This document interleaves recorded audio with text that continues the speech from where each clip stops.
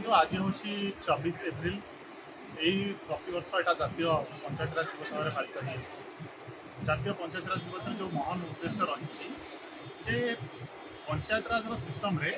Local self government जो मैंने निजे निजक शासन करेंगे निज निज केमती डेवलपमेंट हो पार लोक मैंने निज नीति निर्धारण करेंगे से आक्शन प्लान करेंगे तारी उपर स्पेशल ग्रामसभा प्रति पंचायत मानक आज ब्लॉक लेवल से नुआ रेशन कार्ड दिखाई नुआ भत्ता दिखाई प्रोग्राम माध्यम सचेतनता कराई जे पंचायतराज सिस्टम विषय में लोक अवगत कराई से निजे निज कि शासन करेंगे निजपाई निजे केमती नीति निर्धारण करेंगे से विषय सम्य भाव में बुझे दिखाई आज माननीय मुख्यमंत्री माननीय प्रधानमंत्री वक्तव्य माध्यम पंचायत किभली सशक्त कर पंचायत सिस्टम के सशक्त कर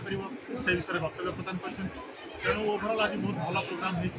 हो जो विभिन्न क्षेत्र में जो पंचायत मैंने भल प्रदर्शन करम तरफ आज पुरस्कृत कर पंचायतराज दिवस विशेषकर जातीय पंचायतराज दिवस आज सारा भारत वर्ष में पालन होशा पालन हो प्रत्येक ब्लॉक मानक विशेषकर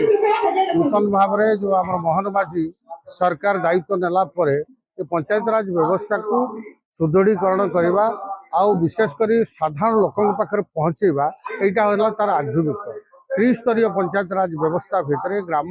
सभा माध्यम लोकंकर मत आधार ए समग्र काम हम आउ विशेषकर आम जनसचेतनता करुचु ward member sarpanch PSC member एवं जिला परिषद ठू आरंभ कर विभिन्न जो त्रिस्तरीय पंचायतराज सिस्टम अच्छी से प्रतिनिधि मानक अवेयरनेस कराऊँ साधारण लोक पाखक जाकर सरकार योजना केमती साधारण लोक पाइब ए व्यवस्था करते प्रशासन सहित राजनैतिक व्यक्ति विशेषकर सामाजिक बंधु मान ए समस्त सहयोग ए त्रिस्तरीय पंचायतराज व्यवस्था को सफल करवा ये महात्मा गांधी ये सपन अच्छी सपन को साकार करवा यह ही आमर लक्ष्य।